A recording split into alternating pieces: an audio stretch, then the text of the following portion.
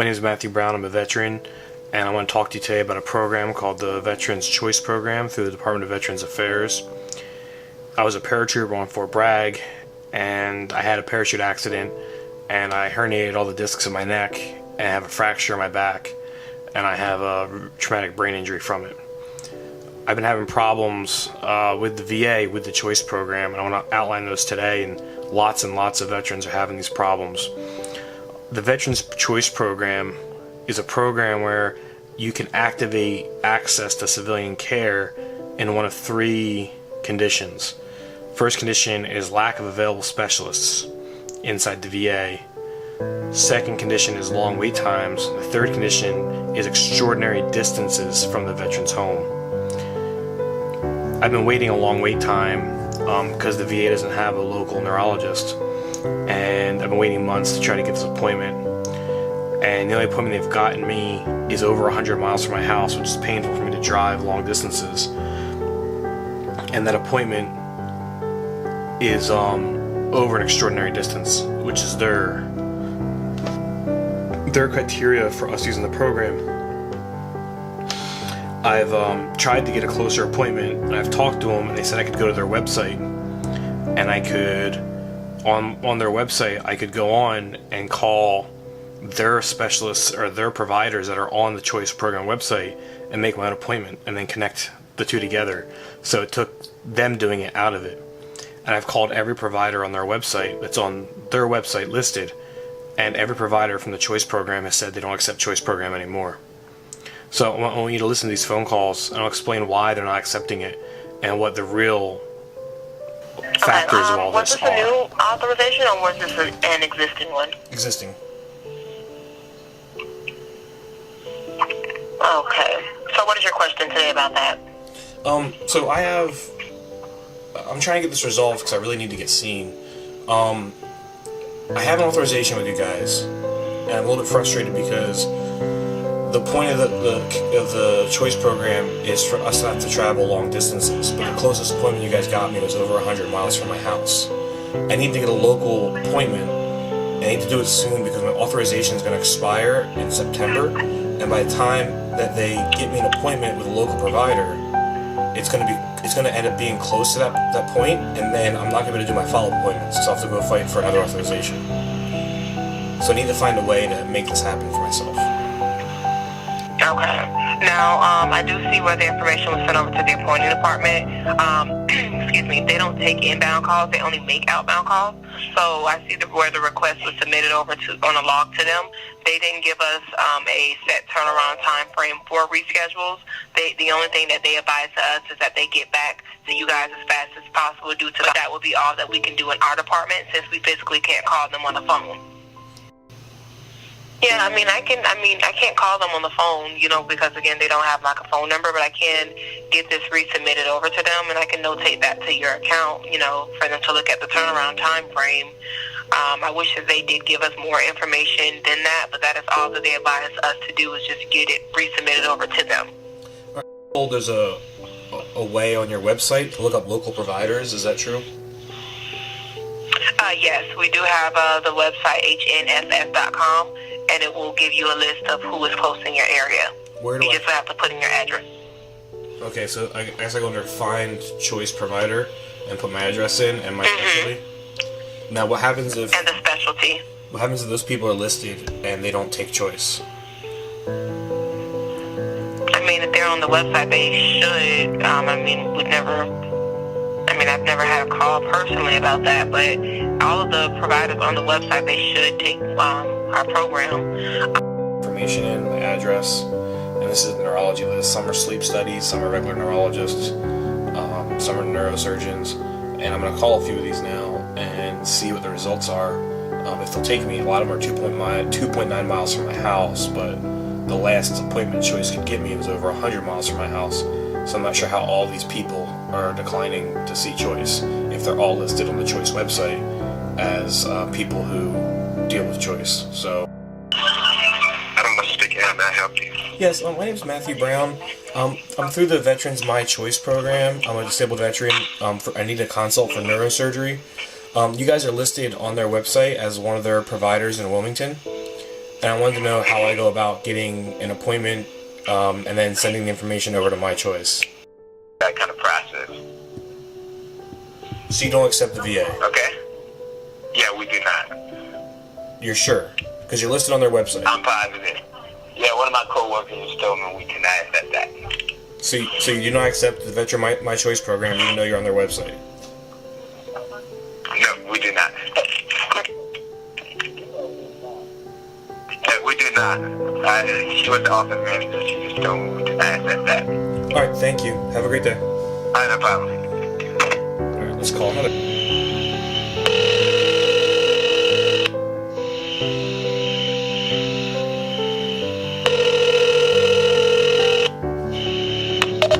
Crystal Nurse Surgical, this is Samantha. Hi Samantha, my name is Matthew Brown. I'm a disabled veteran using the Veterans My Choice program, and I was wondering if you guys accept the VA My Choice program. We do not. You're actually listed, because when you talk to My Choice, they tell you to go to their website and look up providers by zip code, and you guys are actually listed as one of the VA providers.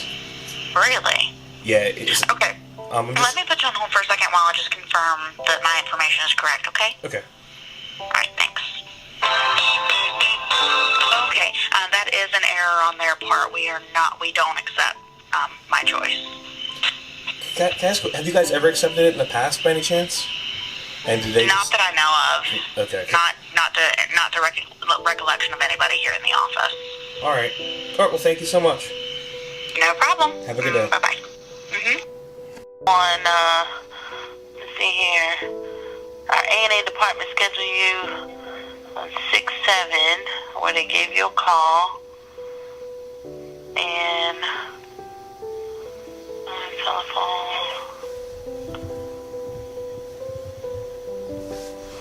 Then you called that same day stating that you prefer to have it changed. Well, it was 100 miles from my house. I have a double fractured lower back, and all the discs in my neck are herniated. So driving a long distance leaves me in pain for hours afterwards. And driving 200 miles net in one day just wouldn't work. It was over 100 miles away. And the point of the My Choice program, one of the three things is extraordinary distance from Veterans Home. That's an extraordinary distance. So I called back to get a closer one. And now I've been waiting and waiting for a closer appointment. Let's see here.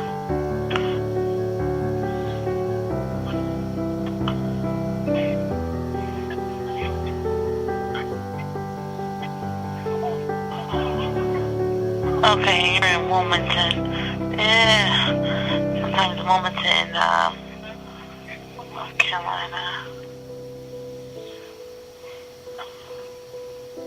Okay, so what I'll do here with this account, I'll do some further research to locate some providers for you and to see if they accept choice.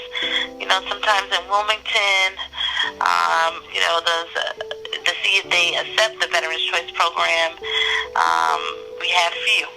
Okay, but I'll locate someone for you, and I'll expedite the information over to that department, so at least we'll have, you know, a provider that does accept and willing to schedule you. Well, I went through your website, and I went in and searched for a provider, find a Veterans Choice provider, and I put in the information, and I called them all, and they all said they no longer accept Veterans Choice. I need to get me an appointment somewhere that's not an extraordinary distance from my home, inside my authorization time. Well, that's what I say, that I can do some more further research for you to try to locate some providers for you and to see if we can find one. I'm sure Wake Forest Hospital, I know that they do accept Veterans Choice, but I'm not sure of the neurosurgery department. But I can check that for you, and then I can send that information over to have it expedited so you can be scheduled. To notify them that we have a provider that's willing to schedule. Wake Forest is like further. It's like 150 miles from me.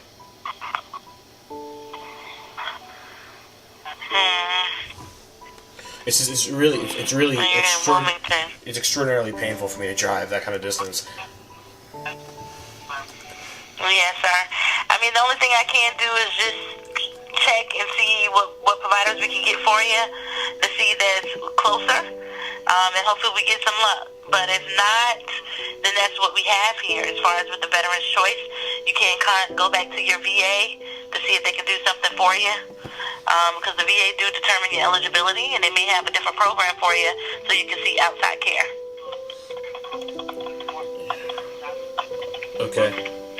So basically, I'm not going to... Okay. What this is going to come down to is I can't get an appointment that's inside of a reasonable distance from my home, which is the point of the choice program. At this time, that's what we're looking at.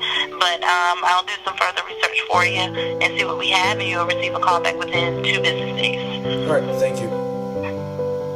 Okay, you're welcome. Thank you for your service to our country. Have a good day. All right. So the reality of the Veterans Choice Program. So the reality of the Veterans Choice Program, after listening to those phone calls, is for whatever reason local doctors aren't willing to participate. Article I looked up that was on military.com said that despite the program having $10 billion in budget, the VA is behind on paying $870 million in payments for emergency services rendered at 9 VA hospitals through the nation, according to testimony delivered to Congress by Vince Lace on behalf of the American Hospital Association. In 2013, I had an intestinal blockage. We called the VA and asked them what we should do, if I should go to the local hospital or go to Fayetteville, 2.5 hours away.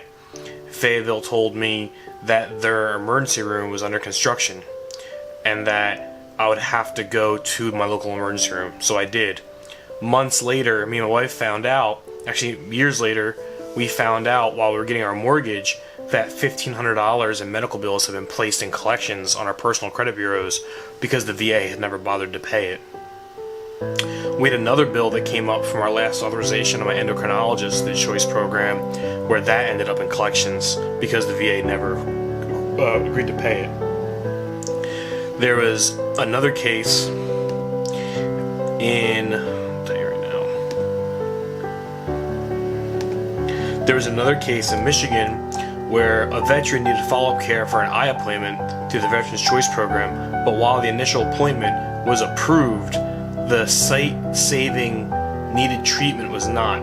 Since approval and payment were delayed, the providing clinic stopped treatment and demanded money from the patient before they would continue. So, doctors know the Veterans Choice Program isn't going to pay. There was one doctor's office, which I wish I would have recorded, I called earlier a few weeks ago, where I'd gotten their billing department on the phone, and the woman had literally told me, we don't accept choice program anymore because we have bills dating in the tens of thousands of dollars over 2 years old for this program, so we can't afford to service veterans. Not only has my credit been affected by the choice program not paying their bills, also my ability to seek care has been affected. What really bothers me about this is, if you think about it, when they look at the metrics and the reports of the choice program, it's going to start showing that veterans don't want to use it. Because veterans are scared. Thousands of veterans have had their credit impacted by the choice program. And veterans are going to be scared to go through with it and use it. And then as veterans don't use it, the VA is going to be able to make the argument that the metrics show that we don't utilize the program and they can eliminate it. When they've made us seeking care through it hard, and then they've allowed those bills to end up in our personal credit bureaus for collections. Now, I don't know how anyone's going to react to this video. I don't know if it's too long. I don't know what the outcome will be. But I can tell you it's not right for us not to be able to seek care, and then for us to worry about our personal credit being affected by the VA not paying our doctors, and then our doctors having to worry about getting paid trying to service veterans. There's no way this should be acceptable in our country. And no one's talking about it, and it's going completely unnoticed.